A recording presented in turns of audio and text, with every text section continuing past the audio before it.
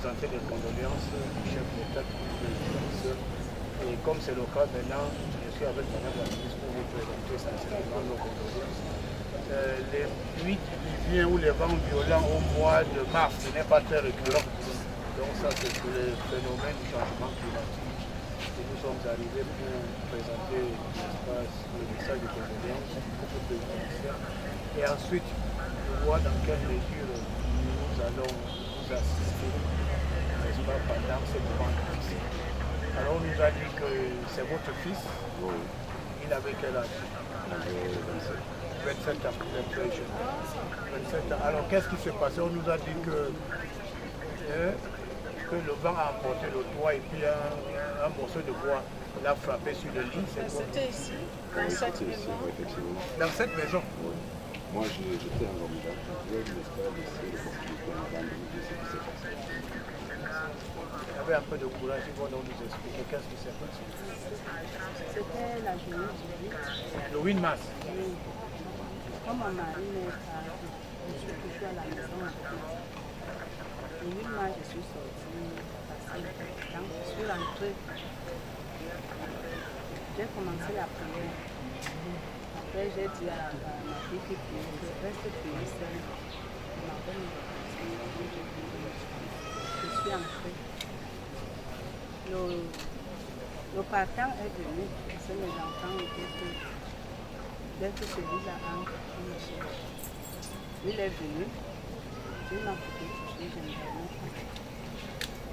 Il a couché, il a joué avec la petite fille qui était à mes côtés. Il est sorti, il a retrouvé sa fille qui était au salon. Après, il a demandé à sa soeur s'il y avait de l'eau à boire. Il a pris les choses pour aller me refuser de l'eau. Il n'y avait pas de l'eau. Il dit donc à sa soeur que je m'en vais me laver. Il est parti pour se laver. Quelques minutes, la pluie a commencé. Quand la pluie commence comme ça, un violent vent. Je me lève d'abord comme le vent, il y a quoi? Je me relève après quelques minutes. Il faut que je sache si mes enfants sont vraiment en sécurité. Quand je sors du couloir, je demande qui au salon. Ma fille me dit comment je suis là. Je dis, mais comment tu peux faire que la pluie comme ça, tu les apportes ouvertes? Quand je pars, donc je fais quelque part, je vois mon enfant couché. Quand je vois l'enfant couché, son petit frère me suit. Je me place, il était couché, la face contre le sol. Les deux mains étaient derrière comme ça. C'est là où je croise mes mains. Il était un sportif. Je lui dis mon sportif. Il y avait une petite latte posée sur ça. Quand je regarde, il y avait encore une toute petite latte. Il y avait la tôle qui pendait. Je lui dis, mon sportif, ce que je sache, le petit bois, s'il ne peut rien te faire. Je descends donc, je le porte, on tombe. Son petit frère vient mettre la main. On le fait entrer. Moi, je suis sans arrière-pensée. Quand j'enlève comme ça, je vois qu'il y a déjà une masse de sang. Je sors en courant appeler les voisins comme mon enfant est là. Ils sont aussi sortis. Tout le monde est parti à l'hôpital. Arrivé à l'hôpital de Rennes, ils ont fait ce qu'ils ont amené l'enfant à l'hôpital central. Donc il n'était pas encore mort? Oui, parce qu'elle est infirmière de temps en temps, elle ne faisait pas appliquer ça. Lui-même était calme. Nous sommes partis à l'hôpital central. À l'hôpital central, on a fait plus d'1 heure dans la voiture. C'est là on venait prendre les paramètres. Ça l'a énervé. Elle a dit à son mari, on a dit ce qu'on a baloté, demande-moi la voiture. On part. Quand on arrive à la sortie, il demande au portier que où c'est qu'il veut le cuire. Je dis, nous sommes descendus. Arrivé là-bas, on a dit qu'il n'y a pas de place. Ça l'a énervé. Elle dit, pour rien au monde. Comment vous pouvez faire que l'hôpital de Biémassi envoie un malade, il dépêche une infirmière comme moi, vous me dites qu'il n'y a pas de place, c'est mon enfant. Prenez soin de moi. Comme ça que les jeunes personnes sont venus, ils sont partis avec moi. Arrivé là-bas, de temps en temps, j'étais toujours à côté de la porte. Ils étaient là. Quand ils sont sortis, je suis allée vers une petite fille. Je demande qui était là-bas. Je demande ma fille, c'est comment? Elle me dit non, maman, ça va aller. Je suis encore partie vers l'autre. Ma fille, c'est comment? Maman, ça va aller. Quelques minutes plus tard, on m'appelle. Garde malade de Yala. Va payer à la caisse. Je suis partie payer. Garde malade de Yala. L'ordonnance. Je suis partie payer. Pour qu'on me donne le remède, c'était tellement beaucoup. Ça m'a pris du temps. Garde malade de Yala. Examen à faire. Je suis partie faire les examens. Je fais comment pour faire les examens comme ils ne marchent pas. On me dit que va payer. Nous-mêmes, on va le payer là où il est couché. Je suis partie payer. Garde malade de Yala. Va faire le scanner. Je leur demande que je vais faire le scanner. Dans tout ça, on avait appelé mon mari. Il dit qu'il n'y a pas de voiture. Il m'appelle que bats-toi. Je suis toute seule. Je suis partie leur demander que je fais comment pour faire le scanner. Ils me disent que allez, c'est remède. Je leur demande que je vais marcher comment avec lui. On me dit qu'il y a les ambulances. Un petit gars a été placé à côté. Il est venu, il a arraché mon bulletin d'examen. Il m'a dit, ma soeur, nous sommes partis. Arrivé là-bas, il a vu deux gars qui demandent est-ce que vous pouvez nous aider à faire le scanner? Là, non, rien. Ils ont dit oui. C'est combien? On va dire 65 000. On va leur dire qu'il veut ici. Ils ont dit. Je suis descendue. Dans tout ça, j'ai toujours expliqué. Nous sommes redescendus. Je dis que mon fils, je fais comment? Il me dit que maintenant, on va parler avec le chauffeur. Je suis partie voir le chauffeur. Le chauffeur me dit que 15 000 pour quitter le curé, ce n'est que ça qui me reste. S'il faut même envoyer l'enfant à la maison, je n'ai même plus 5 ans. S'il te plaît, 30 000.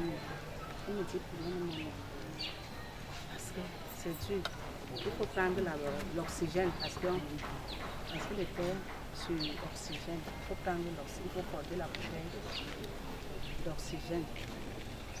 Je lui ai dit que s'il te plaît, prends 12 000. C'est comme ça qu'il a pris 12 000. Ils sont partis porter la bouteille. On a amené l'enfant. On a fait l'examen. Nous sommes rentrés à 3 heures.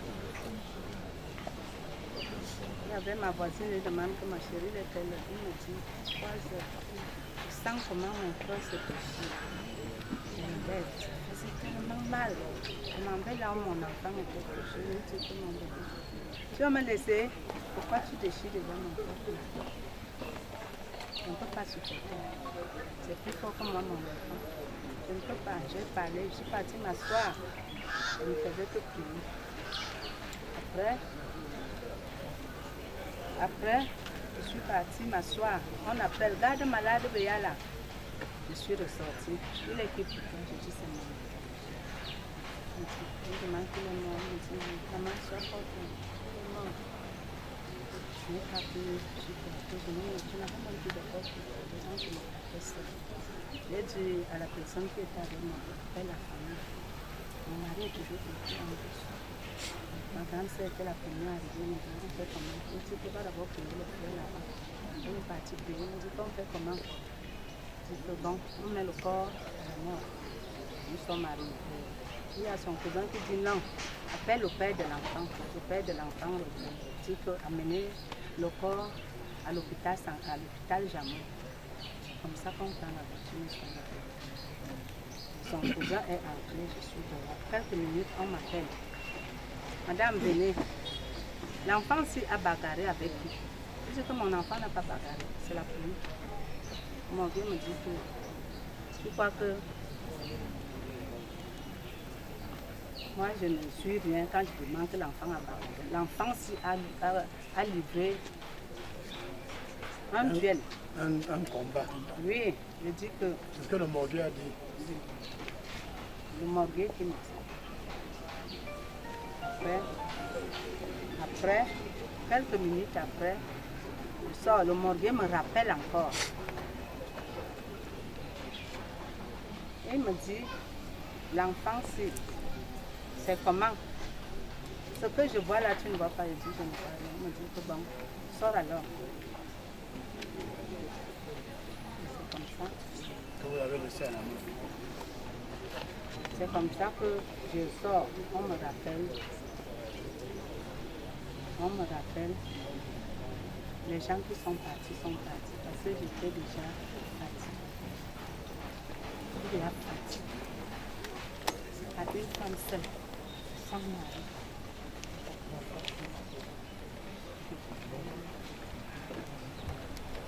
Voilà pourquoi nous sommes là pour vous donner le courage.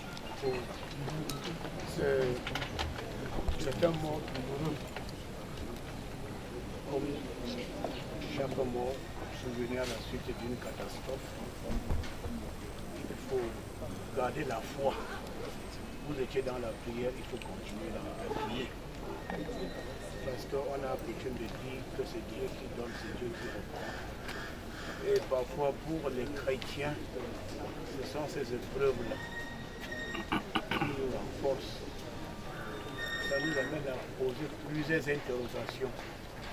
Mais le chrétien ne pose jamais les questions à Dieu que pourquoi ceci, pourquoi cela. Nous acceptons dans nos faiblesses la décision de Dieu. Et puis, vous savez, généralement, c'est les enfants qui enterrent les parents, ce n'est pas l'inverse. Chaque parent, le souci de chaque parent, je dois vivre et mon enfant vient m'enterrer. Et quand c'est les parents qui enterrent les enfants, c'est très douloureux. Ça, je le sais. Mais tout de même, quand ça arrive, qu'est-ce qu'on peut faire? On s'en remet au Tout-Puissant. Parce que si l'enfant est né, c'était la volonté de Dieu. Si l'enfant meurt également, c'est la volonté de Dieu. Donc, nous transmettons les condoléances du chef de l'État, du groupe présidentiel. Il faut garder la foi. Vous avez mené le bon combat, vous avez achevé, vous avez gardé la foi. Je vois ça dans les programmes de tel tout le temps. C'est important, ce n'est pas une parole simple. On livre le combat, on achève son combat, on garde la foi. Gardez la foi. Vous gardez la foi. Et aller dans la logique, à chaque fois que Dieu vous fait une porte, il ouvre une autre porte ailleurs. Quelle est cette porte qui sera ouverte?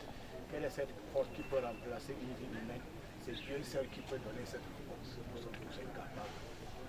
Nous sommes tous impuissants devant la mort. Parce que c'est la seule chose qui domine le monde. Donc, vraiment, on va vous dire, vraiment, on va vous accompagner. C'est un devoir républicain. C'est les instructions du chef de l'État en cas de catastrophe. Nous allons vous accompagner, mais nous vous demandons de garder la foi et d'avoir le courage nécessaire. Et c'est ce courage qui vous permet de surmonter cet état difficile dans votre vie. C'est un nouveau défi que Dieu vous a lancé.